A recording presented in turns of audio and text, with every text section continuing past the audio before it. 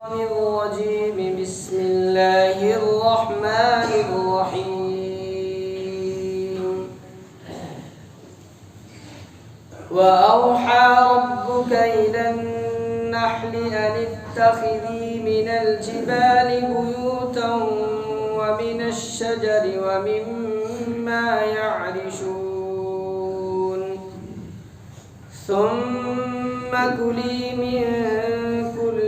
الثمرات فاسلكي سبل ربك ظللا يخرج من بطونها شراب مختلف ألوانه فيه شفاء للناس إن في ذلك لآية لقوم يتفكرون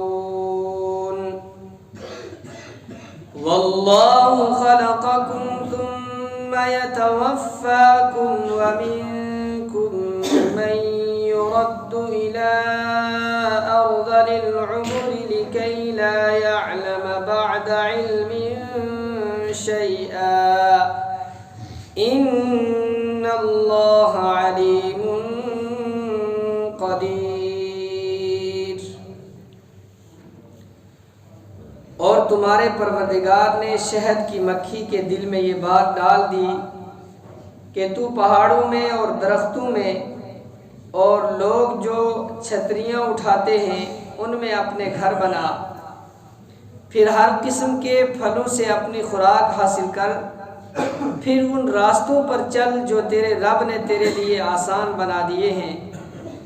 اس طرح اس مکھی کے پیٹ سے وہ مختلف رنگوں والا مشروب نکلتا ہے جس میں لوگوں کے لیے شفا ہے. یقیناً ان سب باتوں میں ان لوگوں کے لیے نشانی ہے جو سوچتے سمجھتے ہوں. اور اللہ نے تمہیں پیدا کیا ہے، پھر وہ تمہاری روح قبض کرتا ہے، اور تم میں سے کوئی ایسا ہوتا ہے جو عمر کے سب سے ناکارہ حصے تک پہنچا دیا جاتا ہے، جس میں پہنچ کر وہ سب کچھ جاننے کے بعد بھی کچھ نہیں جانتا. بے شک اللہ بڑے علم والا، بڑی قدرت والا ہے. اللہ رب العالمین اپنی قدرت کی عجیب اور غریب قسم کی مثالیں، نشانیاں اور آیات دکھا کر انسانوں کو سمجھا رہے ہیں کہ تم نا امید اور مایوس نہ ہوا کرو. اللہ تبارک و تعالیٰ کو جو قدرت اور اس کی کاریگری کی جو باریکیاں ہیں ان کو سامنے رکھ کر حالات سے مقابلہ کرو، حالات کو دیکھ کر مایوس نہ ہو جاؤ. ایک مثال دی تھی کہ جب زمین مردہ ہو جاتی ہے اللہ بارش برسا کر اس کو زندہ کرتا ہے. پھر مثال دی کہ ایک جانور ہے، گائے بھینس بکری وغیرہ، اس کے پیٹ کے اندر سے گوبر اور خون کے ساتھ سے اللہ تعالیٰ تمہیں پاکیزہ خوشبودار اور سفید دودھ پلاتا ہے. تو جو اللہ اس جانور کے خون اور گوبر کو اس دودھ کے ساتھ نہیں ملنے دیتا، اس اللہ کی کتنی بڑی قدرت اور طاقت ہے. اس کے بعد پھر مختلف پھلوں کا تذکرہ کیا کہ کھجور کے پھل اور انگور کے پھل، ان کو تم کس طریقے سے نچوڑ کر ان کا رس بناتے ہو، اسی کی شراب بھی بنتی ہے. اور ان پھلوں کو سکھا کر تم اپنے لیے خوراک کے طور پر استعمال کرتے ہو. اللہ کی قدرت کو سمجھو. اور پھر اس کے بعد فرمایا کہ وَأَوْحَى رَبُّكَ إِلَى النَّحْلِ کہ آپ کے رب نے بات ڈال دی شہد کی مکھی کے دل میں. لفظ وحی استعمال ہوا ہے، اور وحی کا لغوی معنی ہے لطیف اور باریک اشارہ کرنا، کہ جس کو اشارہ کرنے والا اور اشارہ پانے والا ہی سمجھ پائے اور کوئی نہ سمجھ پائے. تو یہاں وہی لغوی معنی مراد ہے. اور بھی قرآن کریم میں ایسے مواقع ہیں جہاں وحی کا اصطلاحی معنی مراد نہیں ہے بلکہ لغوی معنی مراد ہے. تو اللہ تبارک و تعالیٰ نے دل میں القاء کیا، بات ڈالی شہد کی مکھی کے، کیا بات ڈالی؟ ان اتخذی من الجبال بیوتا، کہ پہاڑوں میں اپنے لیے وہ چھتیں بنائے،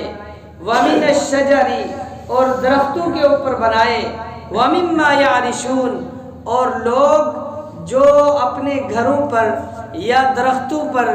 بعض سبزیوں کی بیلیں چڑھانے کے لیے لکڑیاں استعمال کرتے ہیں، ان کے اوپر اپنا گھر بنا۔ اور اس کے بعد فرمایا ثم کلی من کل الثمرات، پھر دنیا میں اللہ نے جو پھل پیدا کیے ہیں، جو پھول پیدا کیے ہیں، ان پھولوں اور پھلوں کا رس چوس، فسلکی سبل ربک ذللا، اور تیرے رب نے جو تجھے راستے بتائے ہیں ان راستوں کے اوپر چل کر وہ اپنے اندر کا رس ان چھتوں تک پہنچا،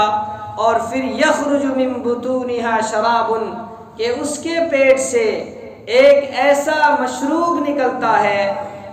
کہ مختلف الوانہ، جس کے رنگ مختلف ہوتے ہیں، فیہ شفاء للناس، اس میں لوگوں کے لیے شفا ہے۔ اس میں بھی اللہ تعالیٰ یہ بتانا چاہتے ہیں کہ تم نا امید کیوں ہو جاتے ہو کہ حالات مخالف ہو گئے ہیں، سب لوگ دشمن ہو گئے ہیں، حکومتیں دشمن ہیں، کیسے حالات تبدیل ہوں گے؟ تو اللہ تبارک و تعالیٰ نے یہ مثال بیان کر کے کہ شہد کی مکھی،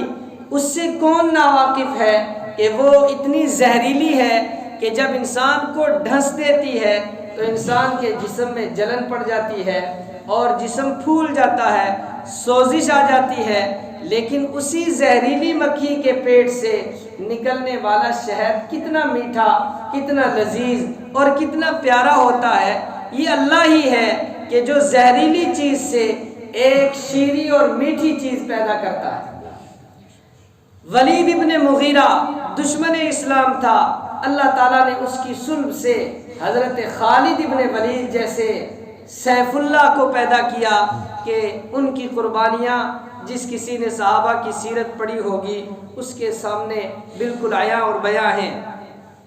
فرمایا اس شہد کے اندر اللہ تبارک و تعالیٰ نے لوگوں کے لیے شفا رکھی ہے، فیہ شفاء للناس۔ اس میں دو چیزیں ذہن میں رکھنی چاہیے، قرآن کہہ رہا ہے، اللہ تعالیٰ فرما رہا ہے کہ شہد کے اندر شفا ہے، شہد کے اندر ہر بیماری کی شفا ہے، لیکن اس میں موسم کا بھی تعلق ہوتا ہے اور علاقے کے پھولوں اور پھلوں کا بھی تعلق ہوتا ہے، لہٰذا شہد کی سمجھ رکھنے والا، اس کے اندر مہارت رکھنے والا ہی بتا سکتا ہے کہ کس بیماری کے لیے کون سی رنگت اور کون سے موسم کے شہد میں شفا ہے۔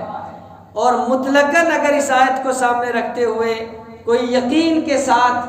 کسی بھی بیماری کے لیے استعمال کرے گا تو اس کو یقیناً نفع ہوگا۔ بخاری شریف میں ایک روایت ہے کہ ایک صحابی آئے اللہ کے نبی صلی اللہ علیہ وسلم کی خدمت میں، عرض کیا یا رسول اللہ میرا بھائی بیمار ہے اور اس کو اس حال کی تکلیف ہے، مطلب اس کو لوز موشن ہو رہے ہیں، اس کا پیٹ چل رہا ہے، تو آپ نے فرمایا اس کو شہد پلائیے۔ جب شہد دیا گیا تو اور زیادہ بڑھ گئی تکلیف، پھر آ کر عرض کیا کہ اللہ کے نبی ان کو تو اور تکلیف بڑھ گئی ہے، آپ نے فرمایا پھر شہد دیجیے، دوبارہ شہد دیا، پھر اور تکلیف بڑھ گئی، تیسری مرتبہ پھر آ کر شکایت کی، آپ نے فرمایا تیرے بھائی کا پیٹ جھوٹا ہے، اللہ سچا ہے، اس کو شہد پلاؤ۔ جب تیسری مرتبہ دیا گیا تو اس کو شفا نصیب ہو گئی۔ اس کے بعد فرمایا کہ واللہ ان فی ذالک لآیہ، ان ساری چیزوں میں بہت ساری نشانیاں ہیں، کس کے لیے؟ لقوم یتفکرون، ایسے لوگوں کے لیے جو غور و فکر کرنے والے ہیں، جو بات کو سمجھنے والے ہیں۔ واللہ خلقکم، اللہ ہی نے تمہیں پیدا کیا ہے، ثم یتوفاکم، پھر وہی تمہیں موت دے گا، وَمِنْكُمْ مَنْ يُرَدُّ إِلَىٰ أَرْذَلِ الْعُمُرِ، اور تم میں سے کچھ ایسے ہیں کہ جو عمر کی آخری حد تک پہنچ جاتے ہیں، جس کو نکمی عمر کہا جاتا ہے، اس تک پہنچ جاتے ہیں۔ اللہ نے فرمایا لِكَيْ لَا يَعْلَمَ بَعْدَ عِلْمٍ شَيْئًا، کہ کتنے ہی ایسے ہو جاتے ہیں کہ سب کچھ جاننے کے باوجود ان کو کچھ بھی پتہ نہیں چلتا ہے۔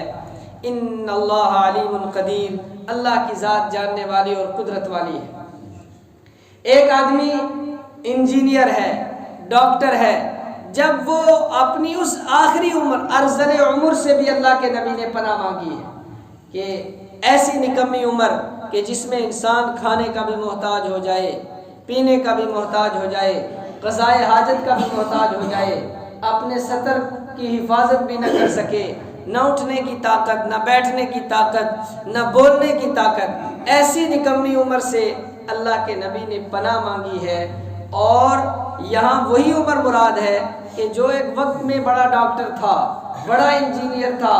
سب کچھ معلومات تھی، جب اس عمر میں پہنچتا ہے تو اس کو خود کوئی پتہ نہیں چلتا ہے کہ میرے پاس اللہ نے کتنا علم دیا تھا۔ وہ ساری کی ساری چیزیں دماغ سے مٹ جاتی ہیں، دھل جاتی ہیں، کچھ بھی پتہ نہیں رہتا۔ اللہ تبارک و تعالیٰ فرماتے ہیں کہ ہم اس طریقے سے حالات کو تبدیل کرتے ہیں کہ دماغ وہی ہے،